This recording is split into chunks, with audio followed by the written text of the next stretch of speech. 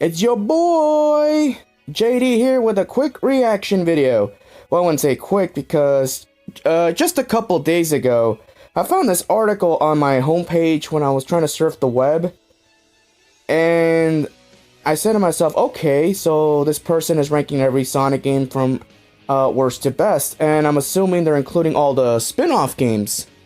And I said to myself, okay, let's do a little bit of a reaction video towards every single game. And eventually I will do a top 10 or top 5 list. I mean, I know that's been heavily requested by a lot of you. It's just that, you know, I have so much on my plate right now. It's crazy. I barely even have any time right now to come up with new content because I still have existing content that is being pushed back, but that's besides the point. So let's take a look at this article right here. Yeah, so like they're ranking every single game from ever since Sonic's debut back in June of 91. Through the present, obviously. So let's take a look. So basically the highest number is basically ranked the worst all the way through number 1, so that's understandable. And coming in at dead last is Sonic Boom Rise of Lyric. Ugh, and I still have to record a let's play for that game eventually. When I have the free time, either in late August or early September. I apologize for delaying that game. It's just I have so much on my plate right now, you know, you have to bear with me on this. Now, Sonic Boom Rise of Lyric does get a lot of hate, you know, and I've already read, you know, and there's really not much to explain here. It's basically self-explanatory. Now, I will defend Sonic Boom Rise of Lyric. I do not think it's the worst of all time. I honestly think Sonic 06 is still in that category, just because of the gameplay, in my honest opinion. Alright, Sonic Boom, at least, it plays better, and the game got patched. That's one thing people don't understand. Oh, real tongue twister there. Is Boom got patched, and at least the game is playable and passable.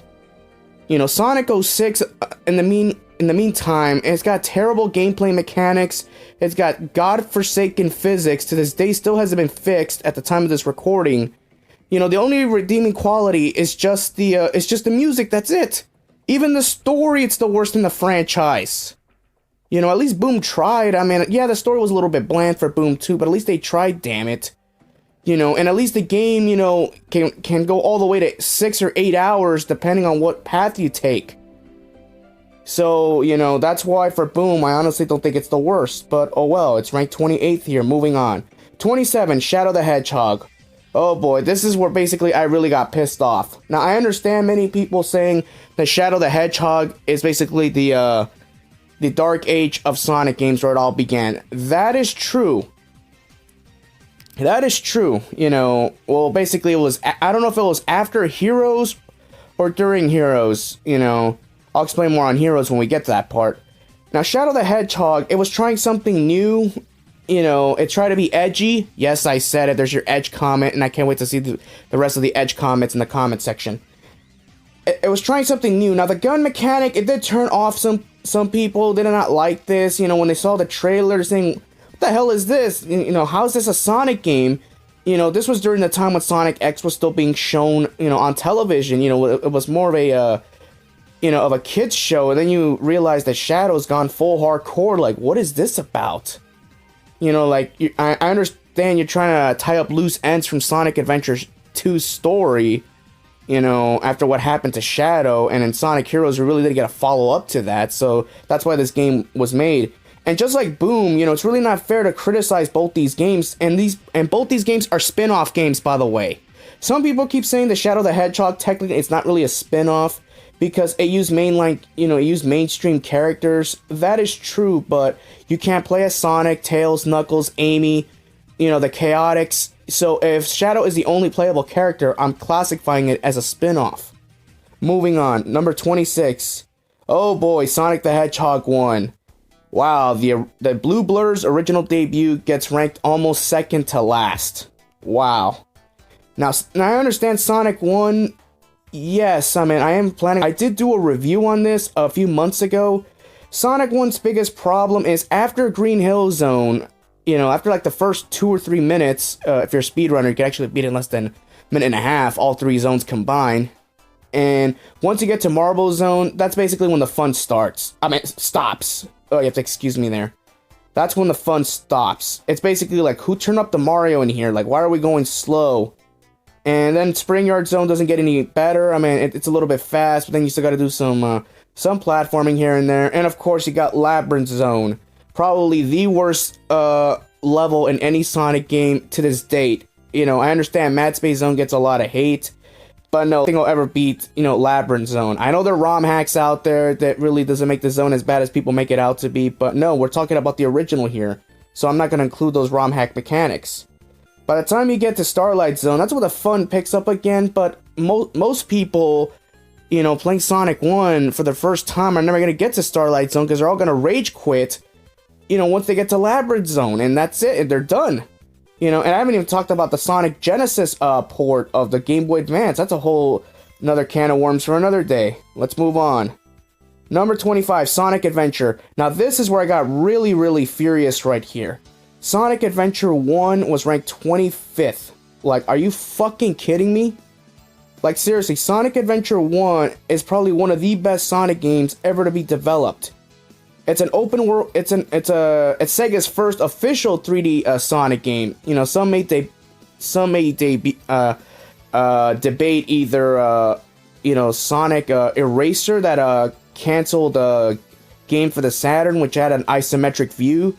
That was considered it was canceled because it was a programming nightmare. Sonic 3D Blast technically wasn't a 3D game. It had an isometric view, so I don't think it's even on this list. I don't remember.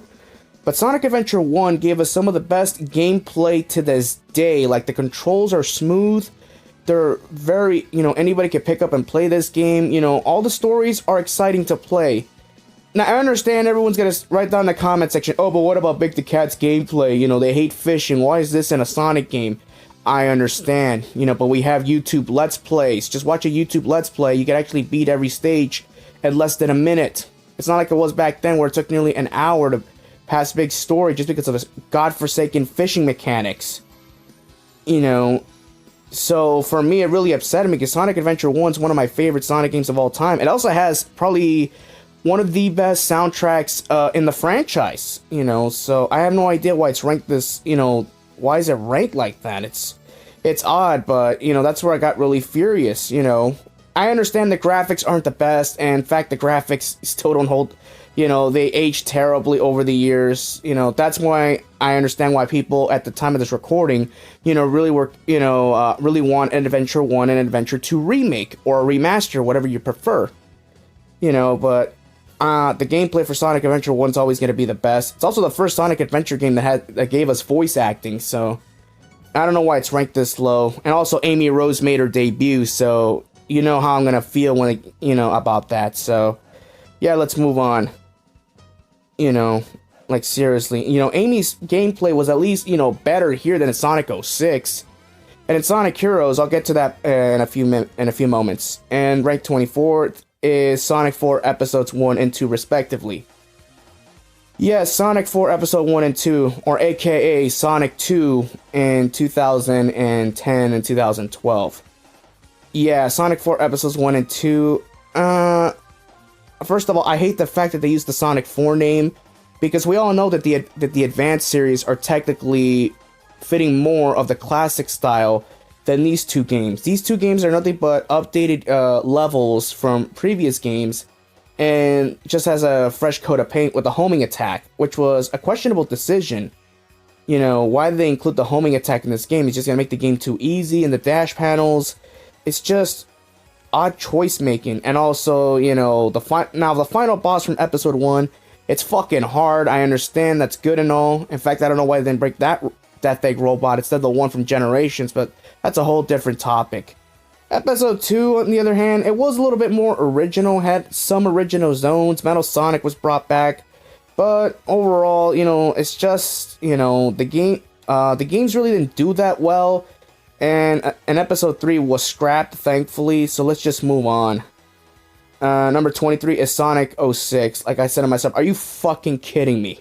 Sonic 06 should be ranked on the top 3's everyone's list of worst Sonic games of all time. I understand, you know, the second's always obviously going to be Boom, and the third game could be whatever you want. Maybe it's a game you personally hate. Now, I don't know why Sonic 06 is ranked, you know, this, you know, why is it ranked like this? You're telling me that Sonic Adventure 1 is ranked worse than Sonic 06? A game that ripped off Sonic Adventure 1 in every shape and every, you know, form, starting with Wave Ocean.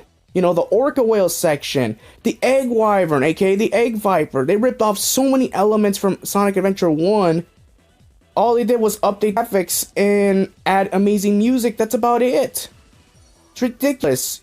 You know, at the time of this recording, yes, I've already completed 2 stories for Sonic 06. You know, we still have Shadow Story, and then, of course, Final Story. And, of course, the story is fucking stupid in Sonic 06. It's self-explanatory. But in my honest opinion, I think 06 is the worst Sonic game of all time. You know, you have no idea. This game, you know, the physics get to you. The collision detection gets to you. You know, all the stupid town missions. All the load times. Just want to make you break your control and rage quit. Like, seriously. And I know I'm not, you know, reading what the person is writing in the article. I'm just giving my personal opinions on this. You know, Sonic 06 is a terrible game. Let's just move on. Number 22 is Sonic the Fighters. Okay, it's a fighting game, basically, for the Game Boy Advance. It's self-explanatory. It's a fighting game. Let's move on. You know, like, Sonic is in Smash Brothers. If you want to, you know, that's your best... You know, that's going to be the best fighting game you're going to get a chance to use Sonic. So just play Smash Brothers Brawl or Ultimate, where he's on the current roster. Let's move on. Number 21, Sonic Rush Adventure. Yes, the sequel to the original Sonic Rush. Yeah, this game is going by the adventure formula because the original, it was just, you know, it was just kind of linear. You know, you go from point A to point B. You know, just do your levels, and, you know, beat Eggman or the other Eggman, depending who you're playing as, either Blaze or Sonic, and then just, continue that way.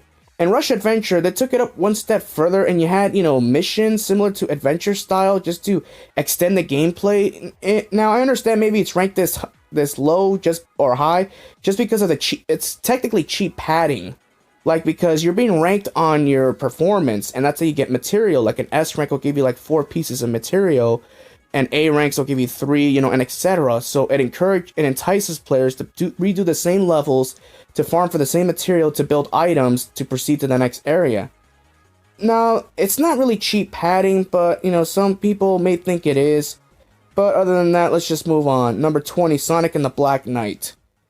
Yeah, Sonic and the Black Knight is I like the game. I mean, the music is really fantastic. In fact, it's Crush 40's last Sonic game they actually worked on, because after this, Colors and above, you know, it's all, you know, Otani and everybody else. So Sonic and the Black Knight has some really damn good music. The gameplay style, it's good, it works, but the problem is your hand is gonna get very sore quickly because you have to shake the Wiimote so many times to use the sword mechanic. The good thing is that the nunchuck, you know, obviously that's your makeshift D-pad, and it works really good.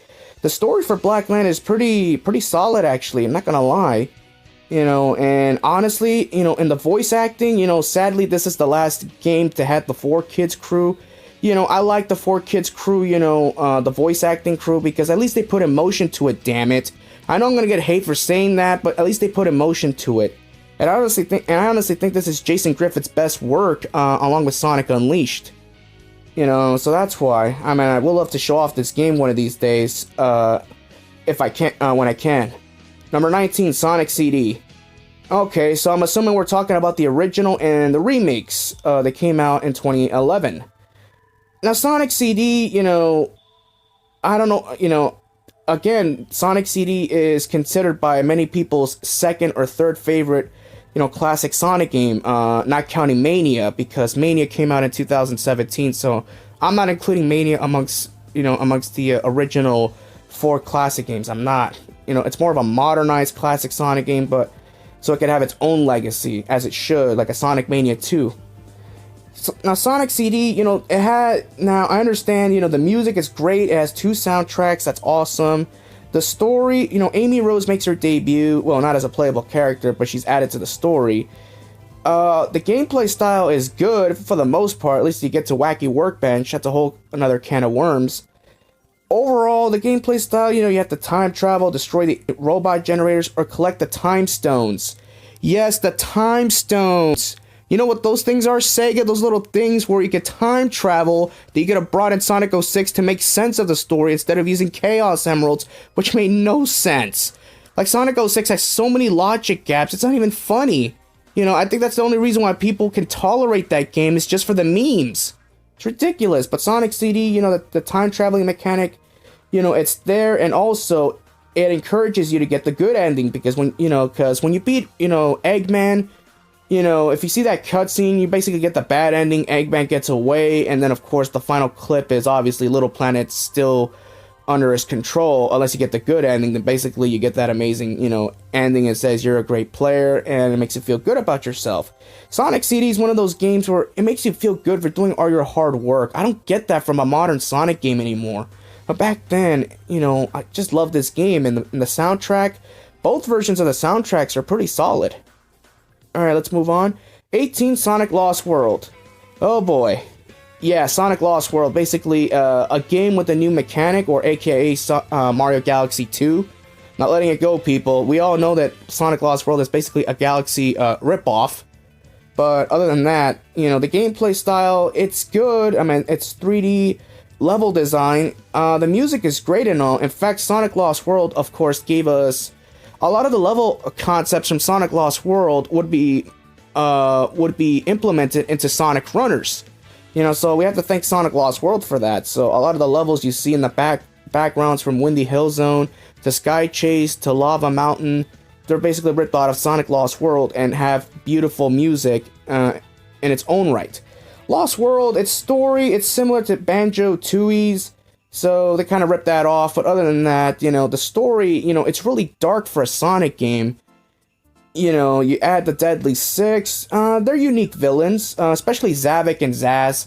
Zaz is more of a comic relief character, but Zavik, of course, he's a really cool villain and all, so... Yeah, but overall, it's just that when you get to the... Yeah, but of course, the only thing that I do not like about the game is obviously the final boss fight. Seriously, like, what the fuck? It's the same thing from Colors, and this isn't the first time that SEGA pulled this crap, but let's move on. Number 17, Sonic Heroes.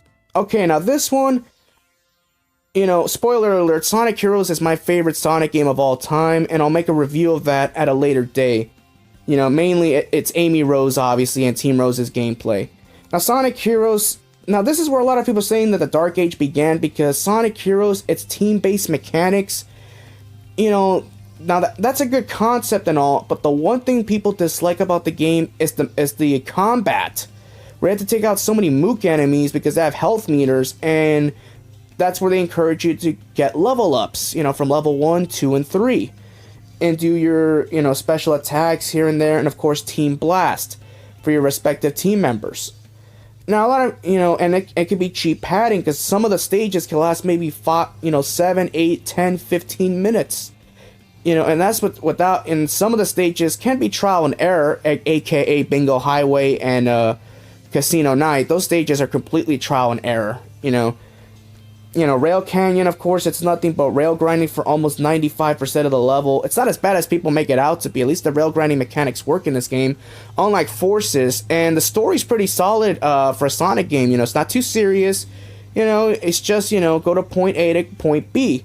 Now, there is another thing that people are negative about, is to get to the final story, you have to beat the game 4 times as all 4 team members. And the stages don't change. Only the mission objectives change. Obviously Team Rose is obviously Team Easy, Team Sonic is normal, Team Dark is obviously hard mode, and Team Chaotix is mission based. So they do have different styles, but overall you're doing the same 4 levels over again. just for the sake of unlocking a final boss. But the final boss itself, it's got kick-ass music, so other than that, you know, that's all I could say about that. Sonic Heroes, obviously, it's also the only Sonic game I've ever 100%ed.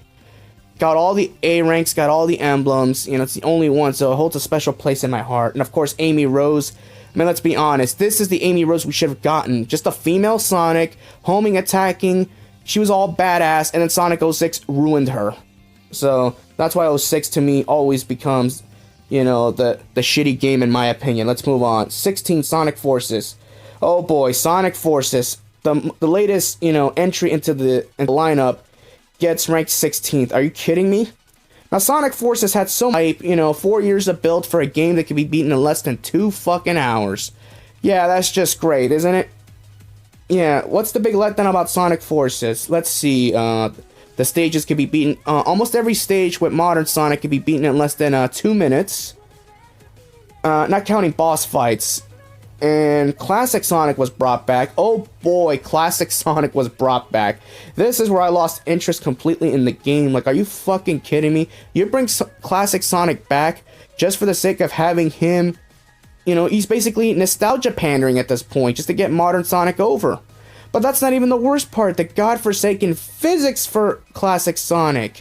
They're so bad that there's even ROM hacks of Sonic 2, you know, what forces physics in them.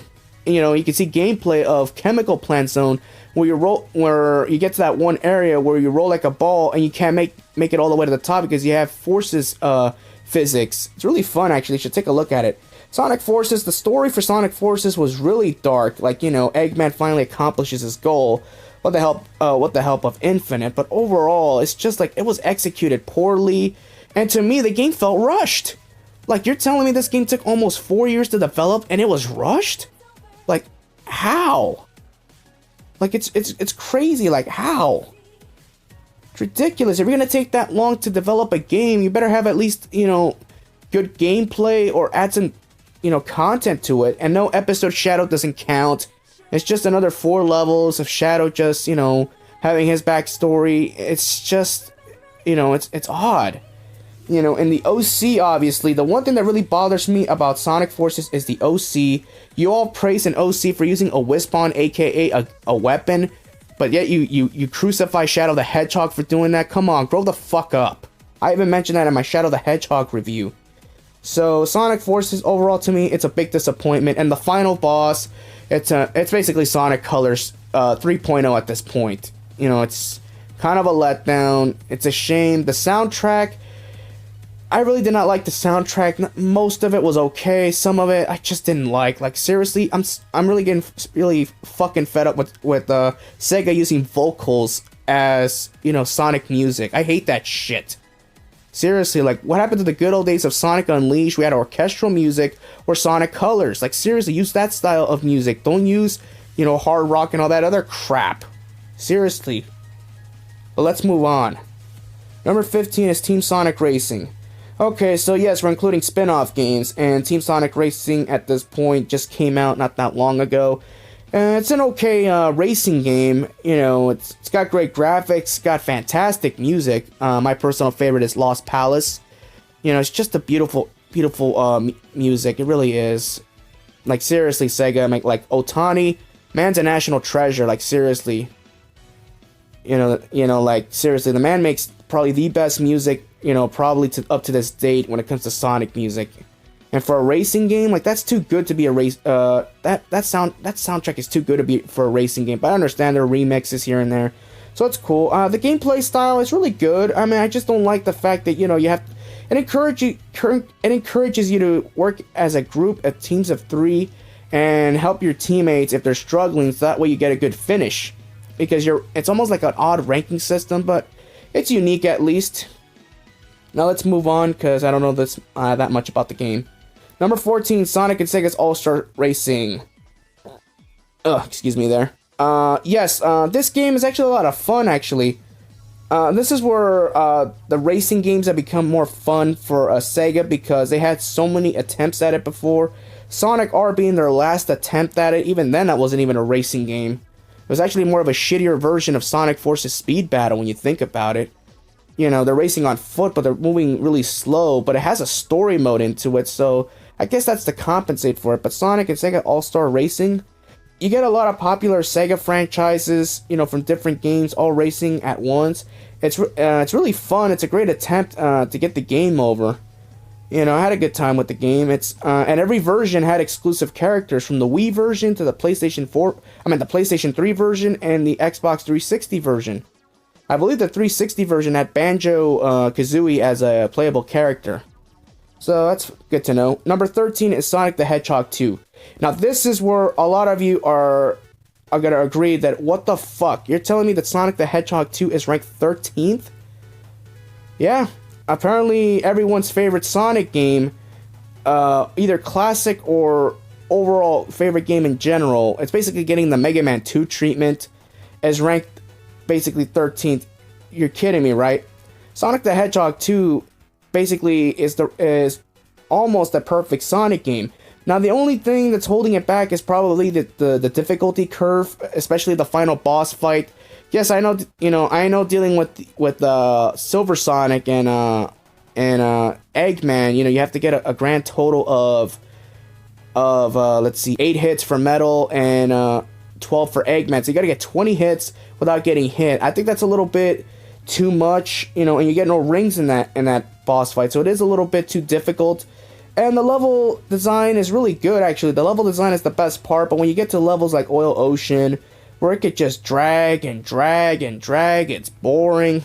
Then you get the 3 stages of Metropolis Zone with Astrons, Slicers, and Shell Crackers. That's where shit really hits the fan. And of course you have Wing Fortress Zone. You know, I understand why it isn't ranked here in the middle, but the soundtrack is amazing. You know, the gameplay style is great. Tails makes his debut.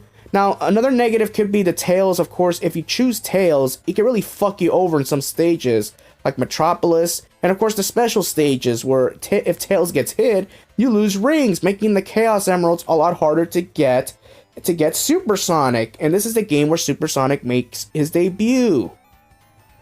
You know, it's just like, I don't know why it's ranked right here 13th. Obviously, this person doesn't know what the hell he's talking about. But let's move on.